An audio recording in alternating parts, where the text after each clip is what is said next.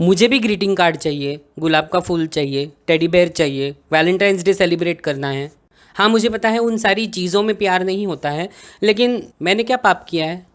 मुझे याद है मैंने अपनी मम्मी को कहा था कि 40 साल की उम्र तक अगर मुझे मेरा पार्टनर नहीं मिला तो मैं मर जाने वाला हूँ। लेकिन ऐसी ही बात मैंने अपने बालों के बारे में भी कही थी। लेकिन रोमांस और सेक्स थोड़ा सा कम हो जाता है जब तक वो 40 के हो जाते हैं। मेरा तो शुरू भी नहीं हुआ अब तक। By stupid, I am also talking about top and bottom. That does not mean that I am a versatile, so please don't label me again. Subscribe to my YouTube channel Awaken with Sagar and don't forget to hit the bell icon to receive the latest updates. बचपन में यानी कि 90s में मैं teenager था, पूरे 90s के decade में। हम जब हिंदी फिल्में देखते थे और हीरो हीरोइंस देखते थे तो मेरे मन में ऐसे आता था कि काश मेरा भी ऐसा कोई हीरो हो। मैं तो इनफैक्ट बचपन से 4 साल का था तब से सुन साहिबा सुन प्यार की धुन पर डांस करते आ रहा हूँ। मैंने तुझे चुन लिया, तू भी मुझे चुन। पता ही नहीं चला 40 साल का मैं कब हो गया। I am probably going to sound like Meenakshi Deshpande from Aiyyaa. मैंने जो साहिबा की इमेज बनाई थी अपने मन में वो अभी भी वैसी ही है। क्यों?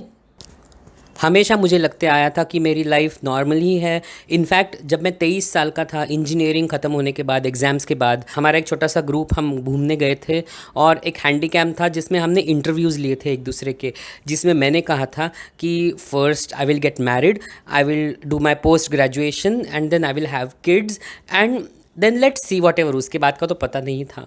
लाइफ इतनी टेम्पलेट की तरह मन में बैठ चुकी थी कि लगा था कि लाइफ ऐसी ही होगी। लेकिन इतनी सारी चीज़ें हो गई कि ऐसे लगता है कि life is really funny sometimes. 2007 में मैं जब 25 साल का था तब मेरी अरेंज्ड मैरिज हुई and I wanted to get married, I wanted to have kids. It was like a dream in my mind as well because I loved babies in my 20s.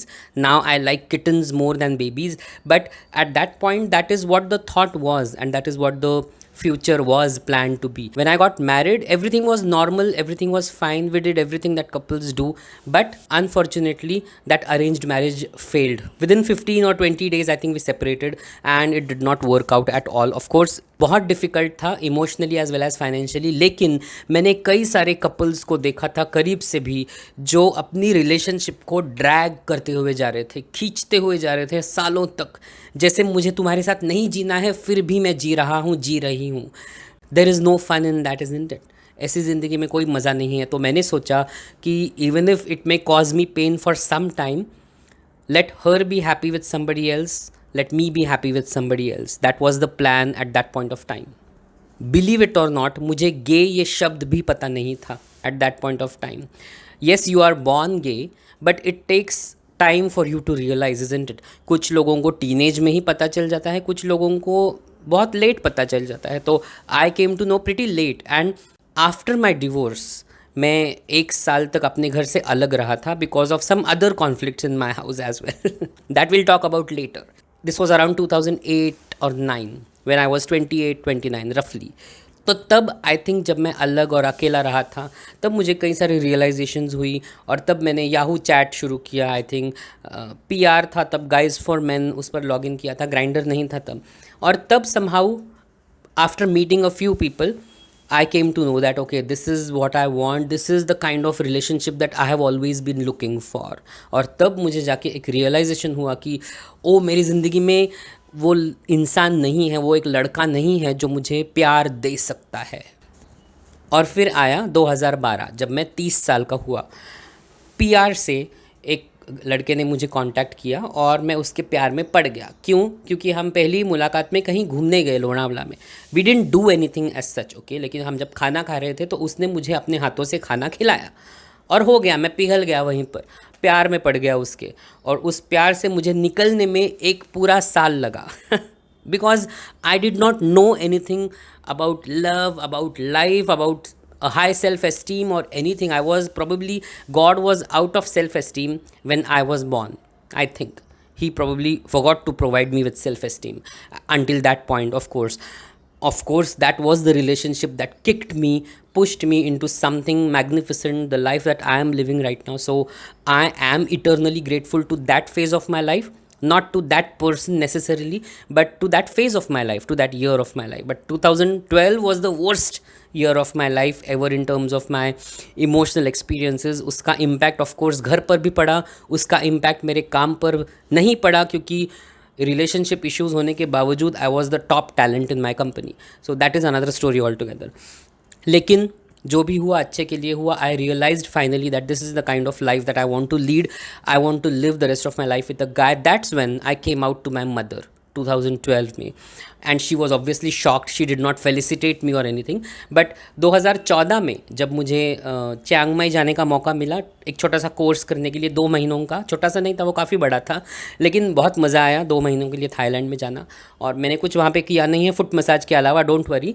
लेकिन मैंने वहाँ पर जाके फेसबुक पर upload किया कि I want to lead the rest of my life with a guy. Days of our lives का जो विल और सोनी का एक कपल फ़ोटो है, उनका फ़ोटो अपलोड करके मैंने लिख दिया कि if I, Sagar Sonkar, wants to lead the rest of my life with anybody, it should be with someone like Sony. Fortunately or unfortunately, I would say fortunately, ये 2007 नहीं है, ये 2005 नहीं है, ये 2020 है. उसके बावजूद कई सारे लड़कों को इतने सारे एग्जाम्पल्स होने के बावजूद, इतनी सारी नॉलेज इन्फॉर्मेशन अवेलेबल होने के बावजूद, 377 सेक्शन ना होने के बावजूद, कई सारे लड़के जो गे तो हैं लेकिन फिर भी अपने पेरेंट्स से छुपाने के लिए या सोसाइटी के डर से लड़कियों से शादी कर लेते हैं, और शादी करने के बाद मुझ जैसे गे लड़कों को अप्रोच करते हैं हुकअप्स के लिए, which is an absolutely disgusting thing. Not just that, 2 घंटों पहले, ये वीडियो बनाने से 2 घंटों पहले मुझे एक गे कपल ने ग्राइंडर पर अप्रोच किया, saying if you want to have fun. I bashed him. I told him कि अरे you are a couple, you should be helping someone like me to find a partner instead of approaching me for a hookup. It is such a disgusting thing, isn't it, कि partner होना एक कितनी बड़ी चीज़ है. And should I say this or not, I have missed out on that romantic life during my teenage, during my 20s, during that green phase of my life, isn't it? I have missed out on that. I have not had enough romance or even enough sex for that matter with someone. There are so many straight couples who are so lucky to be able to do all of that. There are so many gay couples also who are able to do that, isn't it? So basically what I'm trying to say is that having a partner is such a precious, such an important thing for me. So people who have partners should value those partners. Oh my God. मैं हमेशा सारे लड़कों को encourage करता हूँ कि अगर आपको सेम सेक्स अट्रैक्शन है तो अपने लिए थोड़ा वक्त निकालो और ये इवैल्यूएट करो कि क्या आपको एक रिलेशनशिप चाहिए, क्या आप अपने आप को क्लैरिटी दे सकते हो और अपने पेरेंट्स को बता सकते हो. डोंट से आउटराइट कि no, my parents will not accept me. That only means that you have not accepted yourself, isn't it? So take your own time. There is no hurry at all. और specially अगर आप young हो तो आपके chances एक partner ढूंढने के या मिलने के बहुत ज़्यादा है मुझसे. क्यों? क्योंकि you are much more gregarious than me. I love people and I am very gregarious, but you are much more in that beautiful energy, young energy, and just going around doing everything in life for your own life's development, isn't it? So take that opportunity. Do not just keep hooking up. Do not just keep being promiscuous. That does not help at all. That is fun, that is nice, and it is not that I have never done that, but I have done that very less in my life. A few experiences, I would say, that helped me realize that this is what I want in my life. So I strongly encourage everyone to not just come out, but also be clear, get clear, head in this direction. There is nothing wrong with that. कई सारे लोग कहते हैं सागर तुम good looking हो. वो मुझे शौक हो जाता है कि मुझे लोग गुड लुकिंग कहते हैं, मैं तो बहुत सिंपल हूँ. उसके बावजूद तुम सिंगल क्यों हो सागर? दैट्स बिकॉज एक तो मैं स्ट्रेट नहीं हूँ. Secondly, to find your type of people in an environment where people want to live in the closet and just keep having fun is difficult. Basically, the number of guys who I can look at as potential partners is very less, isn't it? अगर मैं straight होता तो मेरे लिए कई सारे options होते, isn't it? लेकिन क्योंकि मैं straight नहीं हूँ तो basically the probability of finding someone even within those gay guys, okay, people have such superficial and frivolous, that is the best word, criteria for a partner that, you know, even within gay men, first of all, majority of them want to just live in the closet and have fun only. Minority amongst gay men also have very stupid criteria about their life partners. Already regressive thinking है लोगों का, already society ने accept नहीं किया है, already laws support नहीं कर रहे हैं, और उसके ऊपर अगर हम एक और दीवार लगाएंगे तो हम कहीं नहीं पहुंच पाएंगे, इज़न्ट इट? प्रेफरेंसेस होने चाहिए, लेकिन कुछ चीज़ें आपकी डील ब्रेकर्स नहीं हो सकती हैं, तभी हम अपनी ज़िंदगी में कुछ हासिल कर पाएंगे, और 40 की उम्र तक नहीं पहुंचना पड़ेगा। वैसे देखा जाए तो थोड़ी फ़नी बात है, इज़न्ट इट? 40 के होने तक कपल्स की रोमांटिक लाइफ या सेक्स लाइफ थोड़ी कम हो जाती है। प्यार रहता है, लेकिन रोमांस और सेक्स थोड़ा सा कम हो जाता है जब तक वो 40 के हो जाते हैं। मेरा तो शुरू भी नहीं हुआ अब तक। लेकिन लाइफ इज़ ब्यूटीफुल। अरे वो टैटू नहीं बनवाया मैंने अब तक। मैं जैसे हमेशा कहता हूँ, कहीं ना कहीं कोई ना कोई मेरे लिए बनाया गया है। अरे ये तो किसी और का डायलॉग है। और कभी ना कभी मैं उससे ज़रूर मिलूँगा। कई सारे लोग अपना एक्सपीरियंसेस शेयर करते हुए मुझे डिस्करेज करने की कोशिश करते हैं और कहते हैं कि सागर कोई किसी का नहीं होता। तो मैं उन्हें मुंह पर कहता हूँ कि शायद तुम किसी के नहीं हो, इसीलिए तुम ऐसे कह रहे हो। Don't try to discourage me, that will not work.